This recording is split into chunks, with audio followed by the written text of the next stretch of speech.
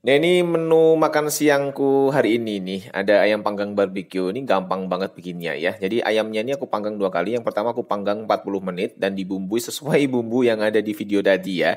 Sambil nunggu matang itu, aku sambil bikin bumbu olesannya, aku pakai bumbu halus juga yang ditumis-tumis sampai bumbunya ini sampai bener-bener matang gitu. Kemudian baru masukin saus-sausannya, ini ada saus tomat, kecap Inggris, kecap manis, kecap asin, ladaku, kaldu bubuk, air jeruk, saus tiram, gula palem, banyak banget ya. Tapi banyaknya ini memang bener-bener bikin ayamnya itu enak nih.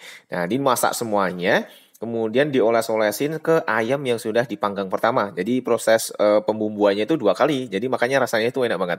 Dan kalau sudah langsung aja dipanggang sampai benar-benar matang atau sesuai keinginan kalian ya. Nah, buat ngovennya aku selalu serahin sama Mito Oven Fantasy 2 yang kapasitasnya tuh 33 liter dan ini low watt. Jadi ini cocok banget buat oven rumahan. Nah, kalau sudah mateng, lanjut aja langsung bisa dinikmati. Gampang kan?